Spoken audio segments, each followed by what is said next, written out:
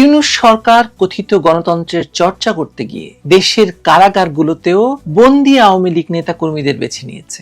জোর করে তাদের কাছ থেকে ভোট আদায় করার চেষ্টা করছে, হ্যাঁ না ভোটে হ্যাঁ আদায় করার চেষ্টা করছে ইউনূস প্রশাসন, যেন আওয়ামী লীগ নেতাদের ভোট ছাড়া ইউনূসের গণতন্ত্র মিথ্যা। না হলে কারাগার থেকে যেখানে শয়ে শয়ে আওয়ামী লীগ নেতাকর্মীর লাশ বেরোচ্ছে, সেখানে জোর করে খাম ধরিয়ে দিয়ে তাতে সই করিয়ে নেওয়ার মাধ্যমে হ্যার পক্ষে ভোট আদায় করার এ কোন নিষ্ঠুর তামাশা শুরু করেছেন ইউনূস সরকার?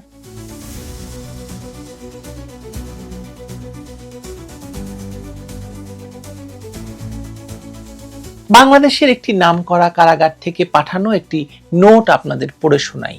একজন রাজবন্দী লিখেছেন, আমাদের কাছে লোক পাঠিয়ে জোর করে হ্যাঁ না ভোটের হ্যার পক্ষে সাইন নেওয়া হচ্ছে এবং সাদা কাগজে অঙ্গীকারনামায় সই করিয়ে নেওয়া হচ্ছে। আমরা মৌখিকভাবে জানিয়েছি যে এই প্রহসনের নির্বাচনে আমরা ভোট তো দূরের কথা, কোনোভাবেই আমরা এর অংশ হতে চাই না, তবুও আমাদের কাছ থেকে জোর করে সাইন নেওয়া হয়েছে। আমরা বিষয়টি নির্বাচন কমিশনকে জানাতে চাই, কিন্তু সে সুযোগও আমাদের দেওয়া হচ্ছে না। বিস্তারিত বিবরণ সহ এই নোটটি যেদিন আমার হাতে এসে পৌঁছায়, সেই দিনই সাবেক পানি সম্পদ মন্ত্রী ও বর্ষিয়ান এমপি রমেশ চন্দ্র সেনের মৃত্যু সংবাদ আসে কারাবন্দী অবস্থায়।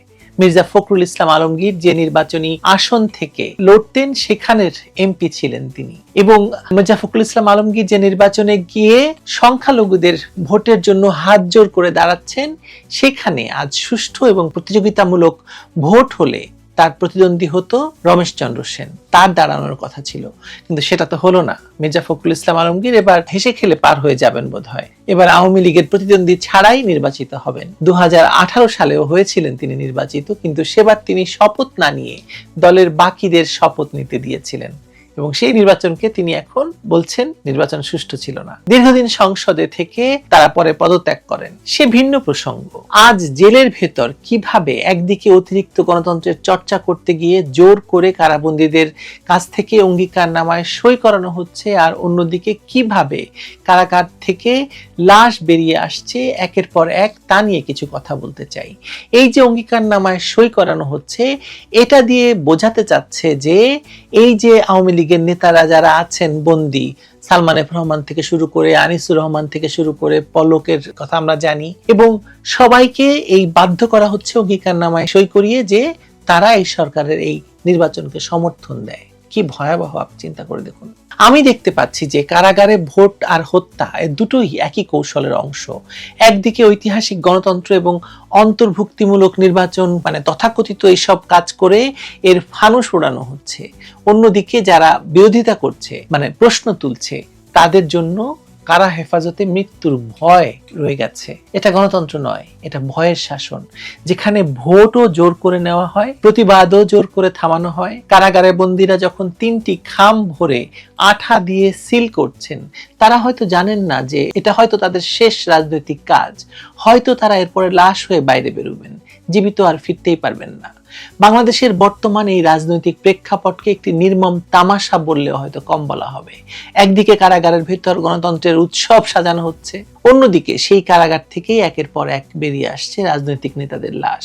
ডক্টর মোহাম্মদ ইউনূসের নেতৃত্বাধীন অন্তর্বর্তী সরকার যে সংস্কার এবং মানবাধিকারের প্রতিশ্রুতি দিয়ে ক্ষমতা এসেছিল, গত 17 মাসে তার রূপান্তর ঘটেছে এক ভীতি জাগানিয়া পুলিশি রাষ্ট্র হিসাবে।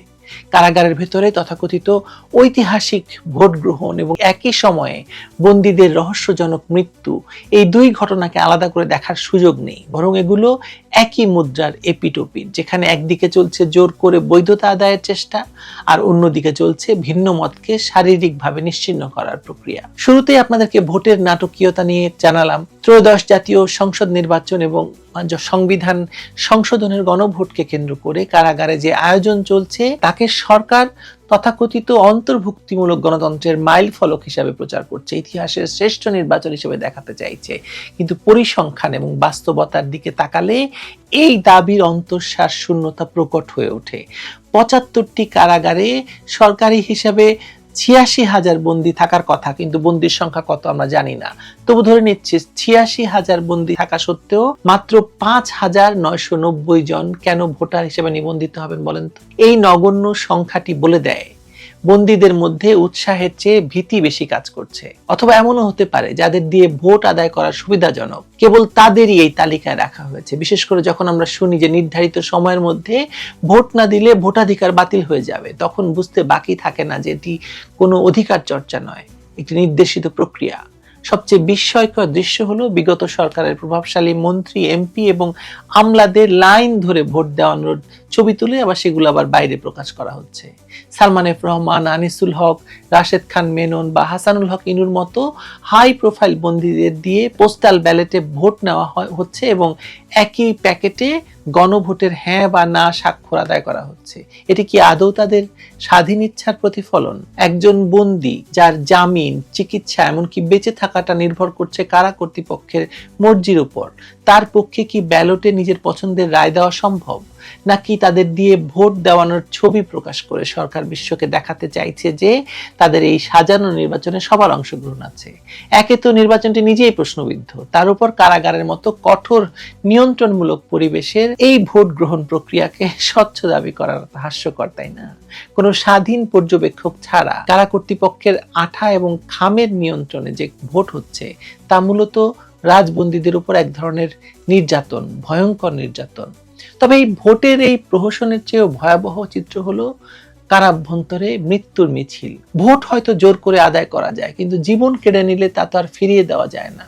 আইন এবং সালিশ কেন্দ্রের তথ্য অনুযায়ী 2024 সালের কথিত গণ অভ্যুত্থানের পর থেকে 2025 সালের ডিসেম্বর পর্যন্ত কারা হেফাজতে 112 জনের মৃত্যু হয়েছে। আমি নিশ্চিত করে বলতে পারি এই মৃত্যুর সংখ্যা আরো অনেক বেশি, ডাবলেরও বেশি। এর মধ্যে কেবল 2025 সালের নভেম্বর মাসে মারা গেছে 95 জন। পরিসংখ্যানটি আতঙ্কের শুধু নয়, ভয়ঙ্কর। প্রতি মাসে গড়ে 3 জন করে মানুষ রাষ্ট্রের হেফাজতে মারা গেছেন। নিহতদের একটি বড় অংশ আওয়ামী লীগের নেতাকর্মী, যাদের বিরুদ্ধে নাশকতা, হত্যা মামলা দেওয়া হয়েছিল। ঠাকুরগাঁয়ের সাবেক এমপি ও মন্ত্রী রমেশ চন্দ্র সেনের কারা হেফাজতের মৃত্যুর ঘটনাটি এই নির্মমতার সর্বশেষ নজির। পরিবারের দাবি তিনি সুস্থ ছিলেন, অথচ কারা কর্তৃপক্ষের বয়ান সেই পুরনো হার্ট অ্যাটাক। এই মৃত্যুগুলোকে কেবল স্বাভাবিক বা বার্ধক্যজনিত বলে চালিয়ে দেওয়ার যে চেষ্টা কারা কর্তৃপক্ষ করছে তা ধোপে টেকবে না। গাইবান্ধার তারিক রিফাত কারাগারে যাওয়ার কয়েক ঘন্টার মধ্যেই মারা যান। বাড্ডার যুব এবং ক্রীড়া সম্পাদক ওয়াসিকুর রহমান বাবু রিমান্ডে নেওয়ার প্রক্রিয়ার সময় হঠাৎ মারা গেলেন। 81 বছর বয়সী আব্দুর রহমান মিয়া ক্যান্সারে আক্রান্ত হয়েও চিকিৎসা না পেয়ে ধুকে ধুকে মারা গেছেন। এমনকি সাবেক মন্ত্রী নুরুল মজিদ মাহমুদ হুমায়ুন শেষ মুহূর্তে হাসপাতালে নেওয়া হয়েছিল তাকে হাত কড়া পরিয়ে। এই যে ঘটনাগুলো, এগুলো স্পষ্ট নির্দেশ করে যে কারাগারে বন্দীদের সুচিকিৎসা থেকে বঞ্চিত করা হচ্ছে, যা পরোক্ষভাবে হত্যার শামিল। সংবিধানের 31 এবং 32 অনুচ্ছেদে জীবন এবং মানবিক মর্যাদা রক্ষার যে গ্যারান্টি দেওয়া হয়েছে তা আজ কারাগারের 4 দেয়ালের ভেতর ভুলুণ্ঠিত। মানবাধিকার সংস্থা অধিকার, আপনি জানেন অধিকার কার, তার প্রতিবেদনে উঠে এসেছে যে গত 1 বছরে বিচার বহির্ভূত হত্যাকাণ্ড এবং কারা হেফাজতে মৃত্যুর ভয়াবহ চিত্র তারা তুলে এনেছে। কারাগারে একদিকে জোর করে ভোট আদায়, অন্যদিকে বিনা চিকিৎসায় নির্যাতনে মৃত্যু। এই দ্বিমুখী এবং নিষ্ঠুর কৌশল প্রমাণ করে যে বর্তমান সরকার তার রাজনৈতিক লক্ষ্য হাসিলের জন্য যে কোনো পর্যায়ে নেমে যেতে প্রস্তুত। বন্দীদের দিয়ে ভোট দেওয়ানো হচ্ছে নির্বাচনের গ্রহণযোগ্যতা বাড়ানোর জন্য। তারা বলতে চাইছে দেখুন, আমরা তাদের সুযোগ দিচ্ছি, আর অন্যদিকে যারা রাজনৈতিকভাবে চ্যালেঞ্জ হতে পারে তাদের ধাপে ধাপে নিঃশেষ করে দেওয়া হচ্ছে। এই প্রক্রিয়াটি অত্যন্ত ঠান্ডা মাথার পরিকল্পনা। একে আপনারা ফ্যাসিবাদ না বললে কাকে ফ্যাসিবাদ বলবেন আমি জানি না। যে বন্দীরা আজ লাইনে দাঁড়িয়ে ভয়ে ভয়ে ব্যালটে সিল দিচ্ছেন, তারা জানেন না কাল তাদের ভাগ্য রমেশ চন্দ্র সেন বা তৌহিদুল ইসলামের মতো হবে কিনা। কারাগারের ভেতরে বা বাইরে যা ঘটছে তা কোনোভাবে গণতান্ত্রিক চর্চা নয়। এটি ভয়ের সংস্কৃতিকে প্রাতিষ্ঠানিক রূপ দেওয়ার প্রচেষ্টা। হাই প্রোফাইল নেতাদের দিয়ে ভোট আদায় করা যেমন একটি রাজনৈতিক স্ট্যান্ড, তেমনি বিরোধী মতের নেতাকর্মীদের কারা হেফাজতে মৃত্যু নিশ্চিত করা একটি পদ্ধতিগত নির্মূল অভিযান। লাশের উপর দাঁড়িয়ে এবং বন্দীদের জিম্মি করে যে ব্যালট বাক্স ভরা হচ্ছে তা কোনোদিন গণতন্ত্রের সনদ হতে পারে না। এই মুহূর্তে যেটা প্রয়োজন তা হলো কারাগারে প্রতিটি মৃত্যুর স্বাধীন বিচার, বিভাগীয় তদন্ত এবং এই প্রহসনের নির্বাচন বন্ধ করে প্রকৃত জনমতের দিকে নজর দেওয়া। অন্যথায় এসব মানবাধিকারের বুলি আউড়েতে কোনো লাভ নাই। সরকার নিজেই মানবাধিকার লঙ্ঘনের ইতিহাসে এক কালো অধ্যায় রচনা করবে। এক হাদিকে দিয়ে কত কিছু হয়ে যাচ্ছে। হাদির কি যেন, হাদির মৃত্যুর তদন্তের জন্য জাতিসংঘকে ডাকা হচ্ছে, কিন্তু এত বড় ঘটনা ঘটে যাচ্ছে, কারাগারের ভেতরে এত মানুষ মারা যাচ্ছে, জাতিসংঘের তো ঘুম ভাঙবে না। হাদির জন্য হয়তো আসলেও আসতে পারে, কিন্তু এদের জন্য আসবে না। কি ভয়ঙ্কর একচোখা রাজনীতি এবং একচোখা বাংলাদেশের ভেতর আপনার বসবাস, আপনি বুঝতে পারছেন। ভালো থাকুন সবাই।